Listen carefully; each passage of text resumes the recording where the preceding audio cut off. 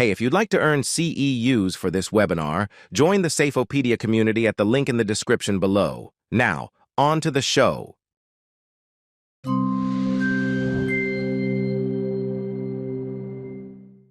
Hello, everyone, and welcome back to another Safeopedia webinar. My name is Samantha, and I'm from Safeopedia. And here it is our mission to support you, the EH&S professionals, operational folks, and any safety-minded individuals with free safety information, tools, and education. I want to give you guys a huge shout out and a thank you for all the great work you do on a daily basis in keeping our workplaces safe. Today, we are proud to present Understanding Calibration Gases, Cylinder Options, Traceability, and Best Practices. The Safeopedia webinar has been made possible today by Gasco, a preferred manufacturer member of AD Safety Network. AD, together we win. Today, we are with Ben Gillen, and he is going to help you clarify key considerations around gas mixtures, traceability, and equipment compatibility. With that, I'm very excited to have you all sit back, relax, and enjoy this presentation. All right, Ben, let's jump into it. Sure. Yeah. Thanks for the intro, Samantha. Thanks for everybody for joining, wherever you may be and time frame that may be in. So what we're gonna do is jump into some calibration gas, and I'm gonna give you a higher level view of that, and some touch points and things that you're maybe going to want to pay attention to when it comes to choosing a specific gas cylinder package, and or maybe some technical recommendations or specifics that you may be needing when it comes to procuring a gas for your gas instrument. So yeah, let's jump into it. Things I want to discuss today is who Gasco is. Again, high level view of our operation, some distribution points, and who we are. Also going to dive into some the cylinder packages that we are able to offer when it comes to the portable calibration gases. Gasco has both a disposable line and a refillable line, and I'll touch on both of those. The refillable line is the EcoSmart cylinder. So I will talk about the option of returning those cylinders and getting them off your hands. Then we'll dive into some regulators and equipment. These are needed obviously for the calibration process when it comes to applying them to your cylinder regulator. And then also talking about bump testing and calibration, and why bump testing is so important. And then lastly, we'll talk about some traceability and some reporting on the traceability when it comes to our gas mixtures themselves. So who's Gasco? We're a precision gas manufacturer. We're located in Oldsmar, Florida. That's where our main production plant is. We were established in 1996. We have distribution hubs strategically located throughout the world. And I'll talk about those hubs and those locations and what their capabilities are here. From a compliance quality standpoint, we have multiple ISO accreditations, 9001. We have ISO 17025 for one gas mixture, which is ethanol and nitrogen. And that's mainly around the breath alcohol market. And then we also have a EU accreditation for transporting these non-refillable cylinders within the European Union. So talked about the global reach that we have at Gasco. The main production facility is in Florida, as I mentioned. We have distribution hubs, obviously at that facility, and then one in Pearland, Texas. And then outside of the U.S., we have one in Singapore, in Dubai. We have a couple in the U.K., and then also in China. Those back on these hubs. So the filling takes place at our facility in Oldsmar. We also have a filling facility with our sister company in the UK. So when it comes to maybe touching on marine customers, our marine end users that may need some fast response on specific gases for that market and or any other industry, we have the ability to produce a product with our sister company over in those areas, and then get that product to those hubs in a much more timely manner. So what do we make gas for, and what is the, what's it used for? The all the major gas manufacturers require their instruments to be calibrated on some type of schedule, and that schedule may be different for each application depending on what you're using it for. But each one of these instrument manufacturers has their proprietary or specific gas mixture that they require when it comes to calibrating their instruments. You may notice some of these manufacturers, you may be using them today, or you may be having discussions with them, and to bring them in your facility to utilize it for safety and compliance. But we offer all of the gas mixtures that these OEMs require for their instruments. We offer them in a portable package, so that way they're easily be used in the field for your calibration needs. Those ranges from 10 liters up to 552 liters. They're easily transportable, whether it be shipping them via ground, common carrier, or putting them on a freight truck. And we ship roughly 200 packages a day when it comes to these smaller portable calibration gases. Some of the industries that you may be in, or you may be looking to get into, where gas detection is found. This is not limited to them, but this is just a few. Oil and gas, obviously, is very, very big. Petrochemical, pharmaceuticals, and production there. Food and beverage, first responders, laboratories, and again, these are just to name a few where you guys may be using your confined space monitors. But again, this is not limited to those. So we're going to talk about a high level view and snapshot of what we do as far as the gases and some of the, some of the offerings that you may be familiar with or you may be looking to use at your facility. Again, compressed gas mixtures, both non-flammable and flammable. We have roughly, I think last time I checked in our database, we have roughly 13 to 18,000 different combinations and those gas mixtures within different cylinder packages. The ones most commonly seen in the industry are LEL mixtures, lower explosive limit. Those are typically a hydrocarbon like methane, propane, hexane, isobutane, butane, just to name a few. And then another one that's mostly common you'll see is what we call quad mixes or 4 gas mixes. So that's typically what you hear is 4 gases in one mixture at different concentrations. That's where the specific gas instrument manufacturer dictates what those levels are. So again, MSA might be different than Industrial Scientific, than RKI. Some of them cross over, believe it or not, but most of them do require a specific mixture and they're not the same. It would be nice if they were, but that's just where we come into play, where we can obviously blend to those specs. Balances of those gases typically is air, nitrogen. Air being 20.9%, oxygen, balanced nitrogen. But those are the 2 gases that you're going to see when it comes to specifically when it comes to a balance on those 4 gas mixtures. We also do a wide variety of single gas mixtures in different concentrations: chlorine, ammonia, sulfur dioxide, carbon monoxide, hydrogen chloride, hydrogen cyanide. Those are just to name a few. But again, depending on your application and what you may be needing when it comes to calibrating your instrument, please don't hesitate to reach out. If we have not seen it before, chances are we can utilize our lab and our filling capabilities to get that mixture for you. And then lastly, what we see mostly common order together with a calibration gas or a span gas is zero gas. So each instrument needs to be zeroed out before applying that span gas to go into a calibration mode. Zero gases are typically either ultra zero air, which is an ambient air equivalent 20.9% oxygen, balanced nitrogen, or pure nitrogen.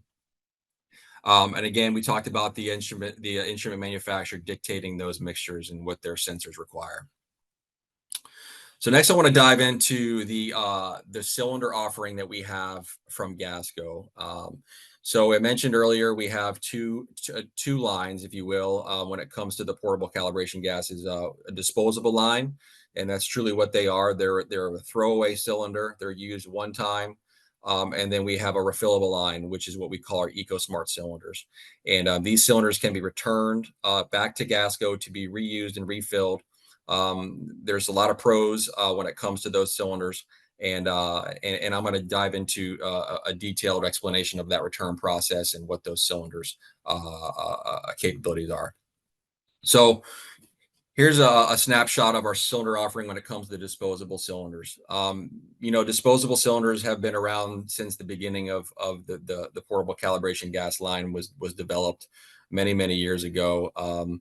They still are most likely the industry standard, what you're going to see or what you're going to get requests for when it comes to getting a gas for your instrument based off of what the OEM requires. But that doesn't mean that you have to purchase a disposable line. But most times it makes sense to buy one of these, because whether it's the volume that you need, the valve application for your regulator, and or just the specific gas mixture itself. But like you said, there's a variety of sizes and volumes from 10 liters, which is that cylinder that you see on your left-hand side with that aerosol valve actuator on top, all the way up to the one on your far, actually would be your far right. That's that 552-liter cylinder with a high-pressure CGA valve. The two most common cylinders you're going to see in the industry are the 34-liter and the 58-liter aluminum. Those are the ones you see in the middle there, both at 500 psi. And these are typically what you'll see your four gas mixtures in and or single gases. And again, a lot of the OEMs or the equipment manufacturers will sell their privately labeled gas for their instruments, maybe when you purchase an instrument from them initially. And these are going to be the two most common cylinders that you're going to see either come with the instrument or offered by the OEM. Valves and the two most common types you're going to see when it comes to the disposable line is the C10 valve, which is the one on the left. It's got the internal threads, and then the CGA 600, which is the one on your right, and that has an external thread on it. Both of these valves are self-closing valves. There's a stem inside the middle of the cylinder valve that goes up and down, which with the pressure of the regulator and the gas coming out of the cylinder. So as the regulator is applied onto that cylinder, it presses down on that stem, allowing gas to flow through that controlled regulator environment. So if you have a specific flow rate needed, that regulator is going to be preset or adjusted to that flow. As the regulator is installed on the cylinder, it will flow through that regulator at that control flow. So once that regulator is removed, that stem will actually release back up through the pressure inside that cylinder and self-close. So that way you don't have to worry about any gas leaking out of there. And these are the two most common types of valves you're going to see when it comes to the disposable line. Next, I want to talk about the EcoSmart line, which is our refillable line, and a lot of the pros that come with this cylinder. First, Gasco was the first to market with the EcoSmart line, or with a refillable cylinder per se, on portables. Refillable cylinders have been in the market, and when it comes to an industrial or spec gas market for many years, but it's typically on the high pressure side. So when it comes to the portable calibration gases that are used in calibrating these confined space monitors, Gasco was the first to market, and we trademarked that cylinder as the EcoSmart line. There was a huge demand to figure out a way how we could streamline and limit the waste, if you will, when it came to the disposable cylinders. And how they would pile up in facilities when they were empty, the pain points that were driven from trying to get rid of the cylinders in a proper way, paying somebody to have to dispose of them for you, like a Clean Harbors or an environmental company, and so that's where the drive to get us to where we are today, to have a refillable line when it comes to the portable calibration gases. And then as far as the process themselves and how we get them back is very easy. We tried to make it as seamless and painless for the end users as possible when it comes to getting these cylinders off your hands. We have a return portal on our website. It's very intuitive. It's very simple to use. You just go on. You simply place your cylinder data in there, how many cylinders you have, the cylinder size. A little bit more information required in order to get a return label sent to your email, prepaid by Gasco, which you can then take that cylinder and put it in a box with the prepaid label and get it off your hands, and we'll get that cylinder back to be able to reuse.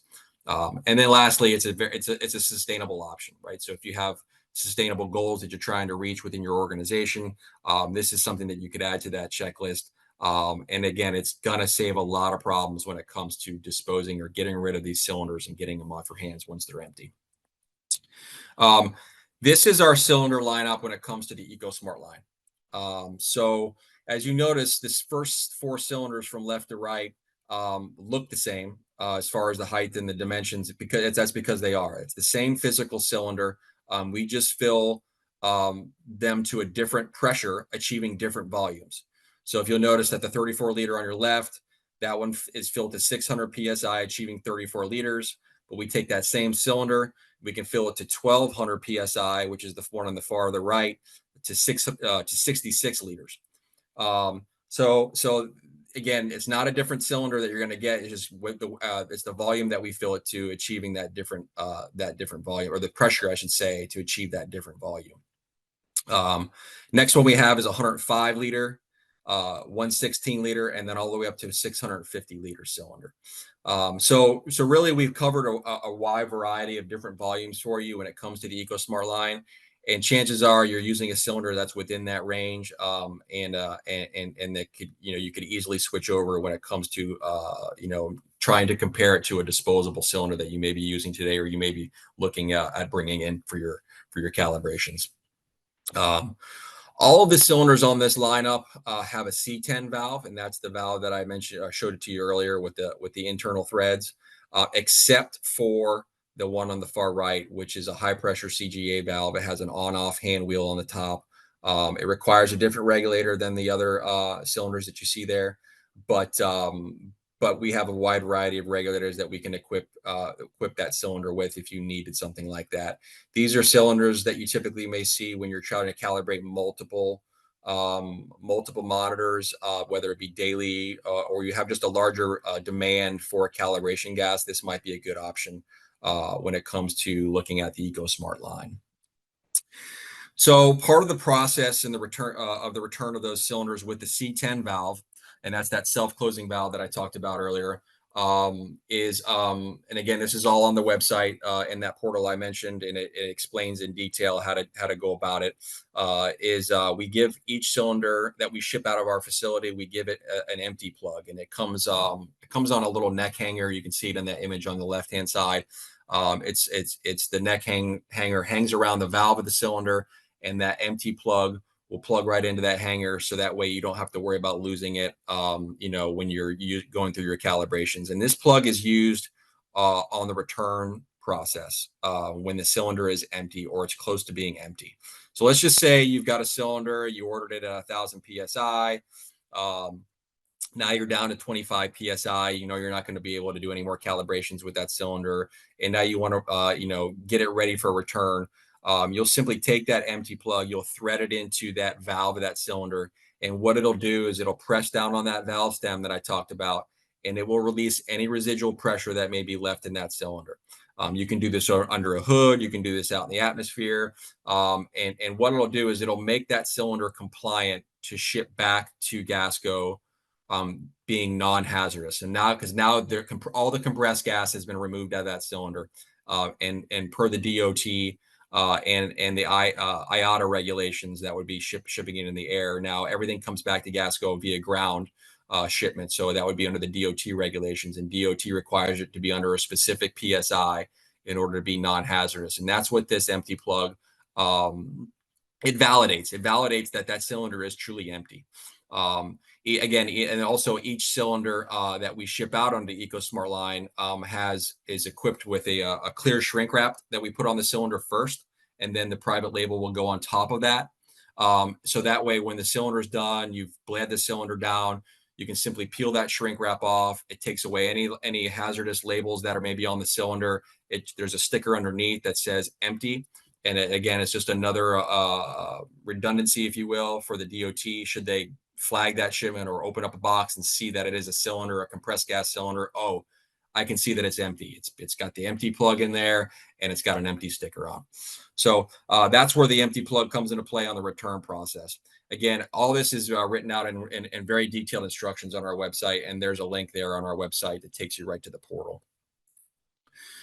Next, I want to talk about GASCO regulators in our offering. We've got a wide variety of regulators because there are many different applications when it comes to getting that gas to your instrument.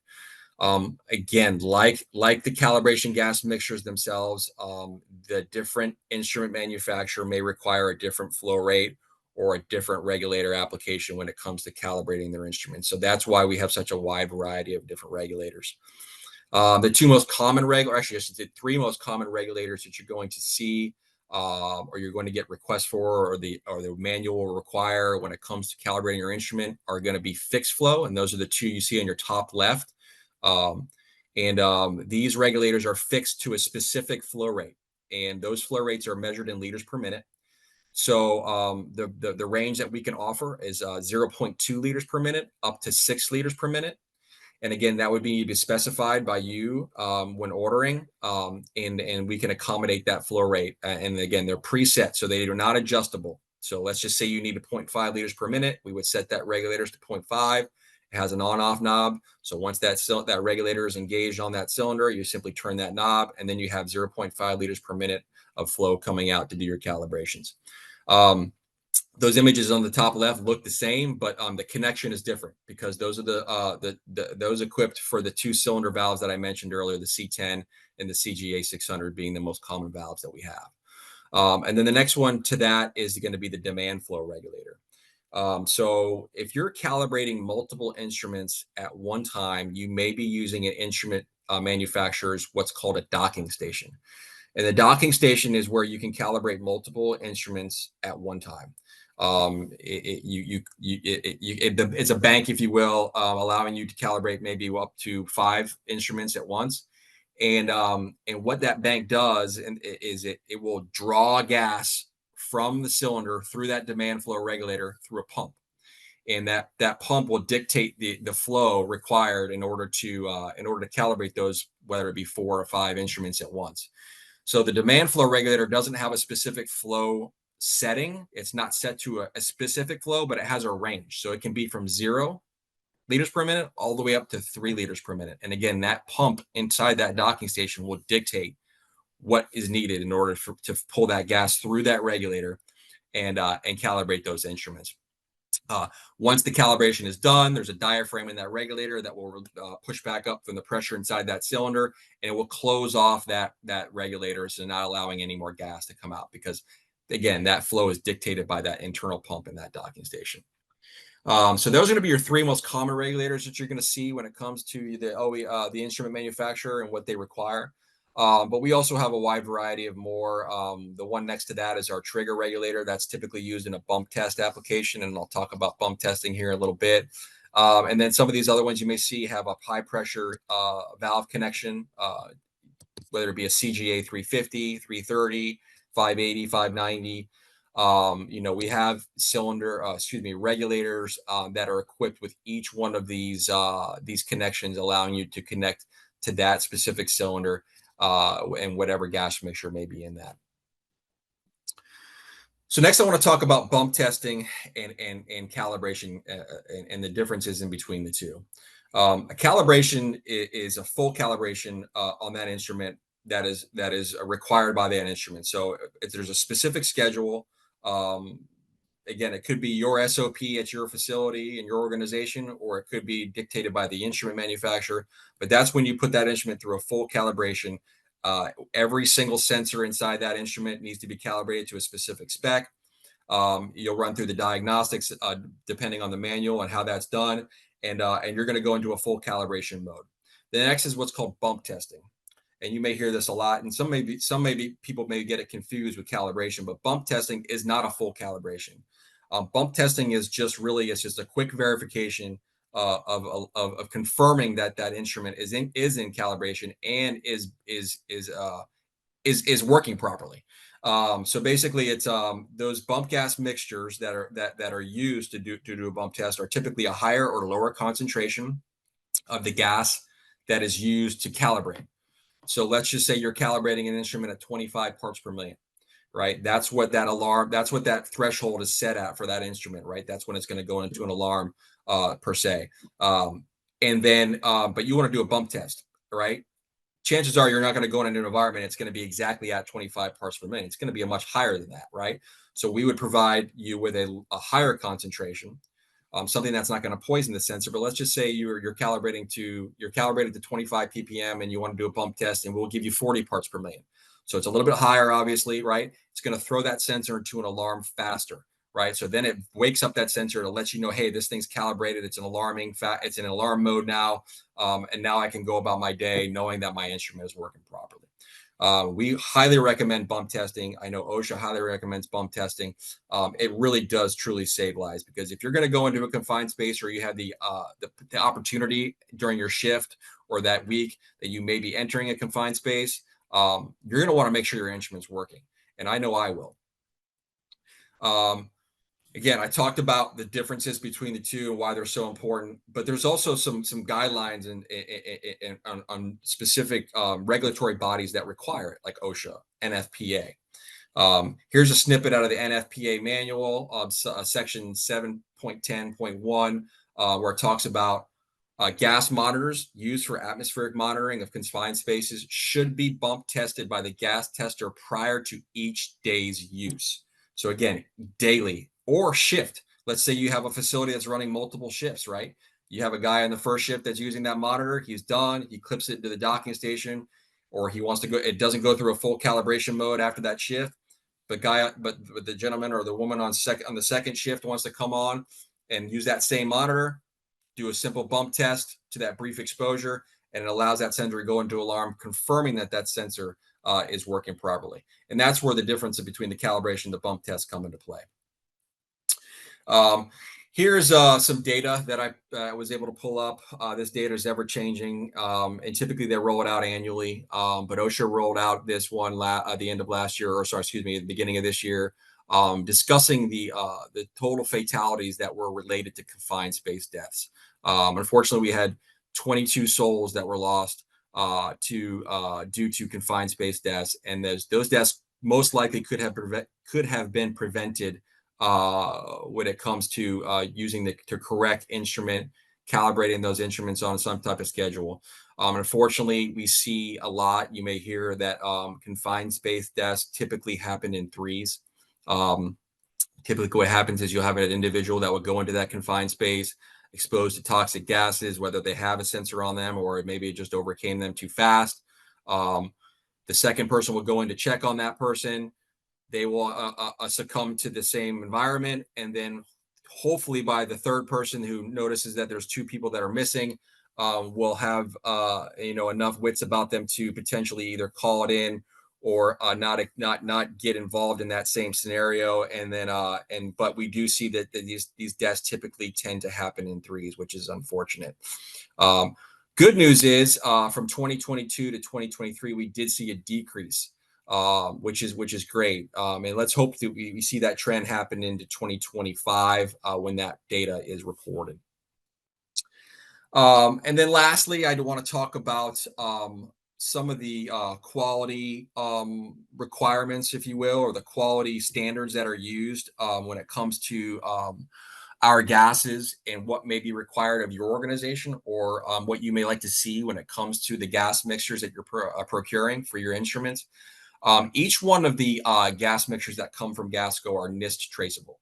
And what is NIST? NIST is the National Institute of Standards and Technology. It's a federal organization that develops and maintains universal standards when it comes to calibrating, specifically in our case, calibrating gas instruments or referencing to a specific gas that you may be producing. So, so Gasco has a variety of NIST traceable standards that we have in our lab. So that when we're blending a specific gas mixture for your requirements, we have a traceable standard that we can reference back to, that is notified and that is traceable back to a NIST traceable standard. So NIST has these standards, they've been approved. We know that the standard that is in our lab is traceable back to that standard, and ultimately the gas that you're getting to calibrate your instrument is traceable back to that master standard that is maintained and developed by NIST. Again, what does it mean for you? It's just giving you that much more assurance that the mixture you're going to get from Gasco when it comes to calibrating your gas instruments does have traceability, does have quality standards, and is referenced back to a regulated body like NIST. And that pretty much wraps it up for my explanation on calibration gases. Here are some links to our website. I have a general email that you can utilize when it comes to requesting any information from Gasco. That's that info@gasco-gas.com. I also gave you my direct email address here and my cell phone number should you need any information. Again, more on what we've shared today, or maybe something that I didn't touch on that you may have a question on. I would love to hear from you. Please don't be shy. Reach out. Let me know what we can do. And again, no question is done when it comes to calibration gas. We want to make sure you guys get what you need and get your gas instruments calibrated, because again, bump testing, calibrating these instruments saves lives, and we want to make sure that they're working properly and we're getting you what you need to do those calibrations. So thanks for joining, and we appreciate you, and looking forward to hearing from you. Fantastic. Ben, I love what you said. No question is a dumb question when it comes to gas calibration, because it's finicky, it's dangerous, and we need to make sure that we're handling it with care. So I love that. Yeah, absolutely. With that said, is there anything you want our audience to further take away from today, or to keep top of mind so that they can be successful in their gas calibration journey? I think if I were to touch on anything I didn't touch on, would be, the industry as far as gas is concerned and the gas instruments is pretty universal across the board. Like I mentioned, the sensor technology inside the instruments is typically the same. Electrochemical cells are what they mostly use. Again, it's just a difference in the gas mixtures when it comes to the specific gas instrument manufacturers. So don't think that whether you're using a specific instrument, you have to procure that gas directly from that instrument manufacturer. I think the conversation needs to be had reaching out to your safety distributor who may be selling you your instruments or calibrating your instruments for you, and ask them, say, I've got this specific instrument. The manual says I need to be using this. However, I do know that I've been told, and I know that there's options for us to be able to buy gas elsewhere. And I think that's the big misconception when it comes to calibrating gas instruments, is that it specifically needs to be that instrument manufacturer's labeled gas.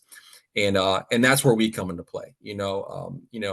As long as it's a quality product, the molecules are measured to a traceable standard. Those gas instruments can be calibrated using a different labeled gas. Okay, well, that's really great information, and I would encourage everybody listening to head over to the website, reach out to Ben, reach out to the Gasco team. If you have any questions, reach out, make sure that you are on the right path.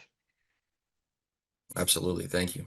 Well, Ben, I want to give you a huge shout out, as well as Gasco and AD, for allowing you to be here today. And of course, I want to thank all of the dedicated safety professionals in the audience, because without them, none of this would be possible. So thanks again. Take care, stay safe, and remember, bump test and calibrate. Take care, everyone.